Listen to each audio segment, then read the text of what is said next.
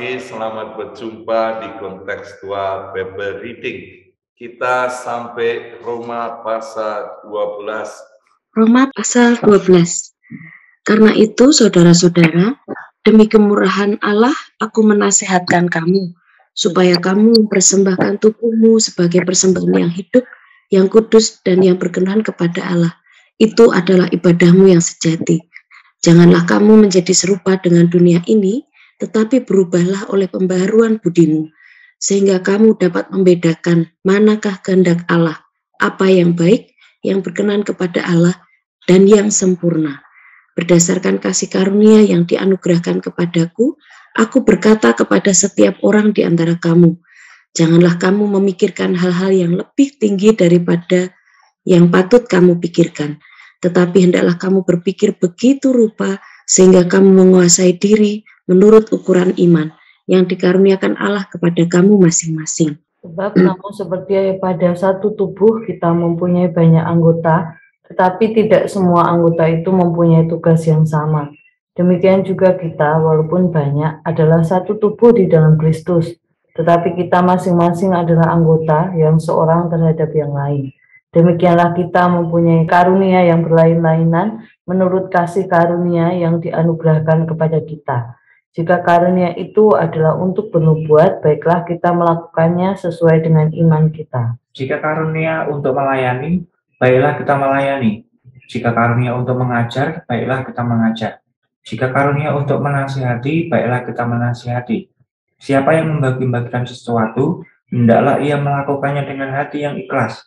Siapa yang memberi pimpinan, hendaklah ia melakukannya dengan rajin. Siapa yang menunjukkan kemurahan, hendaklah ia melakukannya dengan sukacita. Hendaklah kasih itu jangan pura-pura. Jauhilah yang jahat dan lakukanlah yang baik. Hendaklah kamu saling mengasihi sebagai saudara dan saling mendahului dalam memberi hormat. Janganlah hendaknya kerajinanmu kendor, biarlah rohmu menyala-nyala dan layanilah Tuhan. Bersukacitalah dalam pengharapan, sabarlah dalam kesesakan, dan bertekunlah dalam doa. Bantulah dalam kekurangan orang-orang kudus, dan usahakanlah dirimu untuk selalu memberikan tumpangan. Berkatilah siapa yang menganiaya kamu, berkatilah dan jangan mengutuk. Bersukacitalah dengan orang yang bersukacita, dan menangislah dengan orang yang menangis. Hendaklah kamu sehati sepikir dalam hidupmu bersama. Janganlah kamu memikirkan perkara yang tinggi, tetapi arahkanlah dirimu kepada perkara-perkara yang sederhana. Janganlah menganggap dirimu pandai. Janganlah membalas kejahatan dengan kejahatan. Lakukan apa yang baik bagi semua orang. Sedapat-dapatnya kalau hal itu bergantung padamu, hiduplah dalam perdamaian dengan semua orang. Saudara-saudaraku yang kekasih, janganlah kamu sendiri menuntut pembalasan, tetapi berilah tempat kepada murka Allah. Sebab ada tertulis, pembalasan itu adalah hakku. Akulah yang akan menuntut pembalasan, firman Tuhan. Tetapi jika seterumu lapar, berilah dia makan. Jika ia haus, berilah dia minum. Dengan berbuat demikian, kamu menumpukkan bara api di atas kepalanya. Janganlah kamu kalah terhadap kejahatan, tetapi kalahkanlah kejahatan dengan kebaikan. Ya, Roma pasal 12 kita melihat Paulus memberi satu panduan bagaimana menjadi orang Kristen yang praktis. Di Roma pasal 1 sampai 11 secara teologis Paulus sudah menjelaskan manusia semuanya berdosa, hanya kasih karunia Allah di dalam Yesus Kristus manusia diampuni, dosanya ditebus, dosanya memperoleh hidup yang kekal, menjadi manusia baru, dan dia didiami oleh Roh Kristus, bisa katakan ya Aba, ya Bapa. Di Roma pasal 8, Roh Kristus itu yang ada di dalam diri orang yang percaya, dia bisa berdoa dengan mendolong keluhan yang berdoa pada Bapa. Dan terus diingatkan bagi orang-orang Israel bahwa bukan berbuat baik, bukan karena perbuatannya menaati hukum Taurat, tapi karena kasih karunia kamu diselamatkan oleh iman di dalam Yesus Kristus. Dan kemarin kita sudah melihat ditegaskan kembali karena kasih karunia di dalam Yesus Kristus orang itu diselamatkan. Maka di pasal 11 ayat 36 firman-Nya katakan, sebab segala sesuatu adalah dari Dia dan oleh Dia dan kepada Dia. Bagi Dialah kemuliaan sampai selama-lamanya.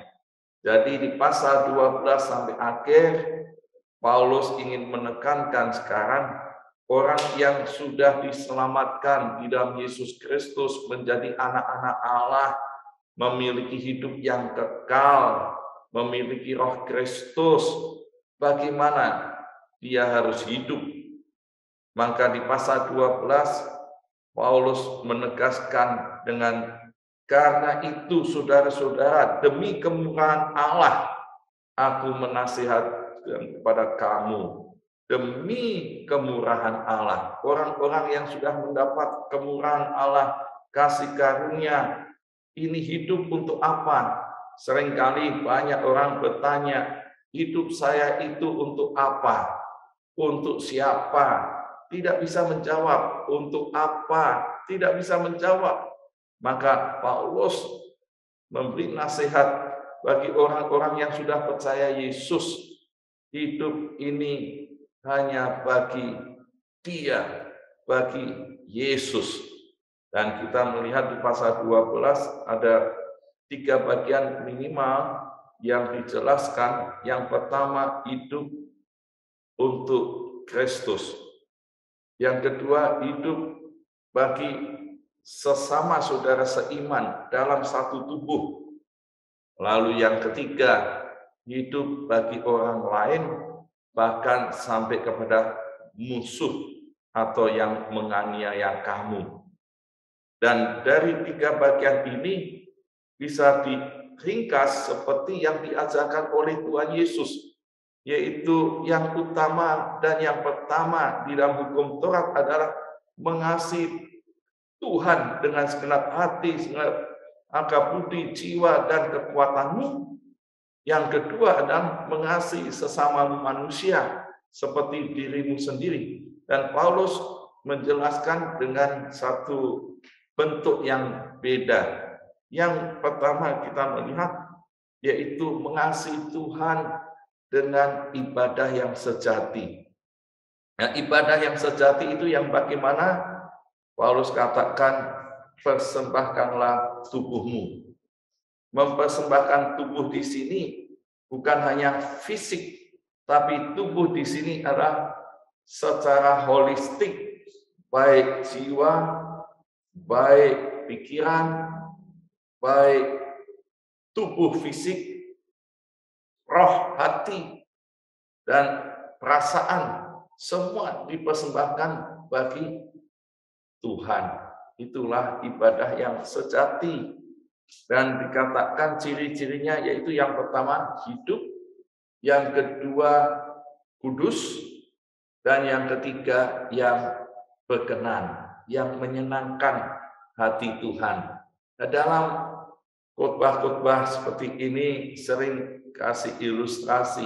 Ilustrasinya ya seringkali ada konseling antara babi dengan sapi. Babi katakan, saya ini jadi binatang yang paling dinajiskan, yang paling dijahati, semua katakan yang tidak bagus. Tapi kalau sapi, ya banyak yang menyenangkan. Lalu babinya tanya pada sapi, kenapa ini? Sapinya memberi nasihat, ya kamu memberi semuanya itu setelah kamu mati. Waktu hidup kamu ada di tempat yang kotor, yang tidak menyenangkan. Tapi kalau aku, kata sapi, waktu hidup memberi yang terbaik, ada susu sapi. Waktu mati memberi yang terbaik, yaitu dagingnya dimakan. Waktu hidup bisa menjadi ya tempat orang mengangkut, dia yang tarik, ya dia yang bekerja, semua dia lakukan waktu hidup. Ini ilustrasi untuk menjelaskan bahwa kita mengasihi Tuhan, beribadah, waktu hidup, dan yang kudus. Dan yang kudus jangan serupa dengan dunia ini. Dikatakan, janganlah kamu menjadi serupa dengan dunia ini. Maksudnya, jangan mengikuti zaman yang jahat ini, prinsip-prinsip yang jahat, tapi selalu berubah pikiran yang bagus, akal budimu diubahkan, pembaruan untuk membedakan mana kehendak Allah dan mana yang bukan, dan yang sempurna dan yang tidak sempurna. Saya ketemu seorang Romo dan dia ditanya teman saya, Romo, apa bedanya orang dewasa dengan tidak dewasa? Dia kata orang dewasa bukan karena umur, tapi orang dewasa yaitu orang yang bisa membedakan mana yang baik dan yang buruk, yang tepat dan yang meleset, yang benar dengan yang salah. Tapi dia memilih melakukan yang baik, yang benar, dan yang tepat.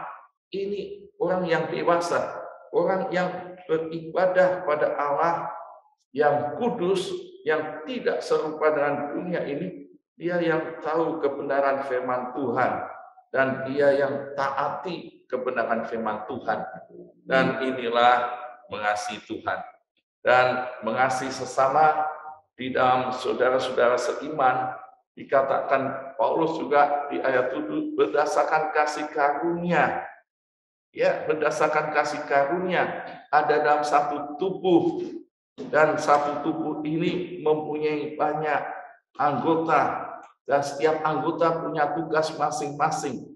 Kalau mendapat karunia melayani, karunia penubuat, karunia memimpin, karunia untuk bermurah hati, menasehati, dan karunia-karunia itu kalau kamu punya, orang-orang dalam Yesus diberi tugas masing-masing, lakukanlah itu dengan sungguh-sungguh dan dengan sukacita, dengan tanggung jawab, dengan baik. Dan apa yang dianugerahkan itu untuk melayani saudara-saudara seiman dalam satu tubuh. Dan yang ketiga, mengasihi saudara tidak hanya saudara seiman, tapi mengasihi orang lain. Tunjukkanlah hidup dalam dunia ini dengan kasih yang jangan berpura-pura, tapi saling mengasihi dan memberi hormat lebih dulu. Layanilah Tuhan. Orang-orang yang melayani Tuhan itu mengasihi orang lain, mengasihi dengan memberkati. Ini di ayat yang bersukacita dalam pengharapan, sabarlah dalam kesesakan, bertekunlah dalam doa, bantulah dalam kekurangan orang-orang kudus, usahakan dirimu selalu memberi tumpangan. Di ayat 14, berkatilah siapa yang menganiaya kamu, berkatilah dan jangan mengutuk. Ini mengasihi orang lain yaitu dengan memberkati, mengasihi dan memberi. Ya, mengasihi ya memberi. Tidak ada orang yang mengasihi itu pelit kikir, tapi ini memberkati. Bahkan dikatakan, hendaklah kamu sehati sepikir dan hidupmu bersama. Dan dikatakan di sini juga, jangan membalas kejahatan dengan kejahatan. Lakukan apa yang baik bagi semua orang sedapat-dapatnya kamu. Kalau hal itu bergantung padamu, hiduplah dalam perdamaian dengan semua orang. Dengan semua orang berdamai. Janganlah kamu sendiri menuntut pembalasan, tapi pembalasan itu adalah hak Tuhan. Katakan di ayat yang ke-20, jika seterumu lapar, berilah dirimu makan. Jika ia haus, berilah dirimu minum. Dengan berbuat demikian kamu menumpuk bara di atas kepala. Janganlah kamu kalah terhadap kejahatan, kalahkanlah kejahatan dengan kebaikan. Ya, ini ajaran Tuhan Yesus. Juga dengan tegas, kasihilah musuhmu. Yang menganiaya, yang berbuat jahat, kita memberkati dia. Dan ya, baru baru ini satu teman hamba Tuhan yang dulu saya mendengar ada satu lembaga yang ingin membantu STT Gamaliel, tapi orang ini orang yang menentang.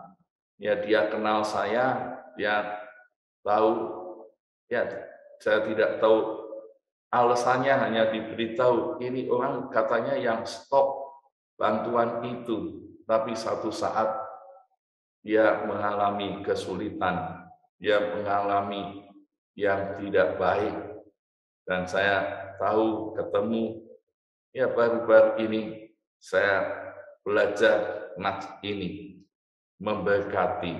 Saya transfer sejumlah uang dan dia balas dengan WA, terima kasih Pak T, terima kasih. Ya, saya bersyukur bahwa kita karena di dalam Yesus sudah diberkati, dan pernah ya di PMK orang yang pernah ditolong justru memfitnah. Ya, satu saat anaknya mengalami kecelakaan dan teman-teman di Jakarta katakan beri info, ya saya harus belajar seperti ayat ini, memberkati, didatangi dan didoakan, memberkati, dan waktu itu saya ya bersyukur belajar untuk menaati firman Tuhan.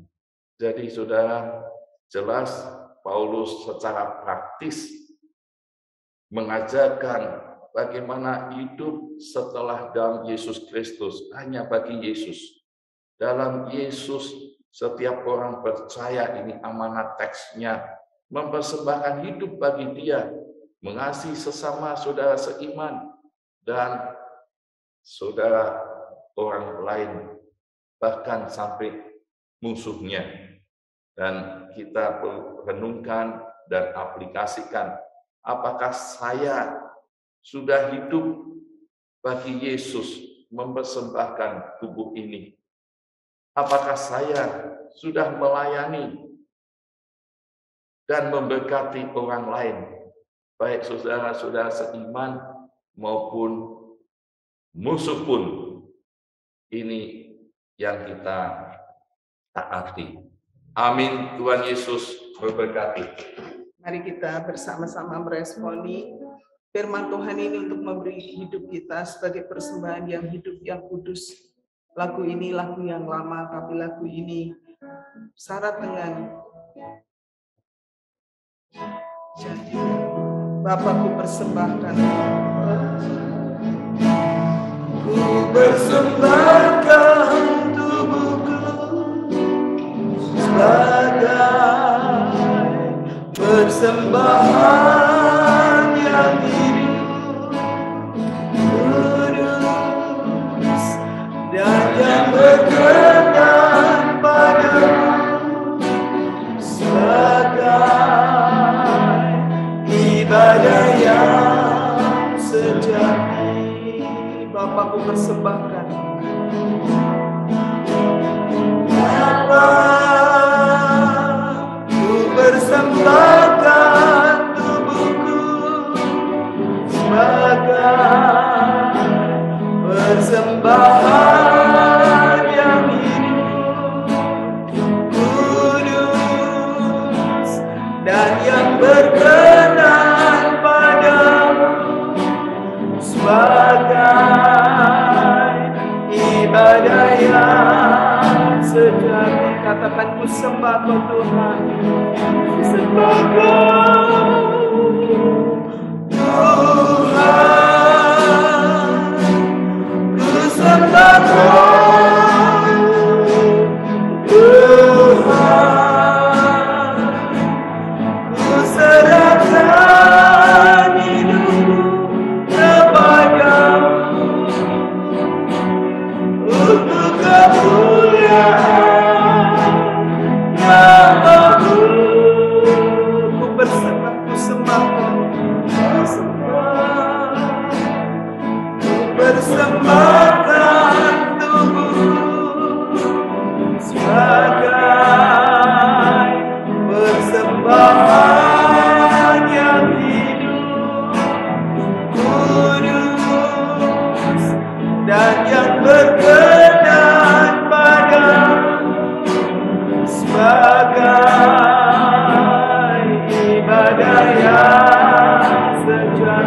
sembah Kau Tuhan, ku sembah Kau Tuhan, ku sembah Kau Tuhan, ku serahkan hidupku kepadamu untuk kemuliaan nama-Mu. Mari kita berkomitmen kepada Tuhan. Tuhan sudah memberikan segalanya buat kita. Inilah saatnya kita terus berkomitmen memberi hidup ini sebagai persembahan yang hidup, yang kudus, yang berkenan, yang memuliakan Tuhan. Mungkin kita saat ini merasakan saya tidak ada sesuatu yang bisa saya persembahkan, tapi melalui hati kita, melalui komitmen kita di doa pagi, ini juga persembahan yang hidup. Mari kita berdoa bersama. Bapa, bersyukur Tuhan, aku memiliki Engkau, aku memiliki segalanya ya Tuhan. Hidup yang Kau berikan buatku hari ini mengingatkan bahwa aku perlu untuk terus bersyukur, terus memberi hidup ini Tuhan, dan menghidupi hidup yang Tuhan berikan untuk kemuliaan nama Tuhan. Apapun yang bisa kami kerjakan, kami mau lakukan dengan sepenuh hati, kami mau lakukan dengan kasih kepadamu Tuhan, supaya nama-Mu dipermuliakan, orang boleh melihat hidup kami, hidup yang melayani, hidup yang memberi, hidup yang menjadi berkat buat orang lain. Tuhan, terima kasih untuk kesempatan hari ini. Kami diingatkan untuk terus mengasihi dan hidup melayani Tuhan dengan roh yang menyala-nyala. Terima kasih Tuhan, terima kasih. Terima kasih, di dalam nama Yesus kami berdoa, kami mengucap syukur.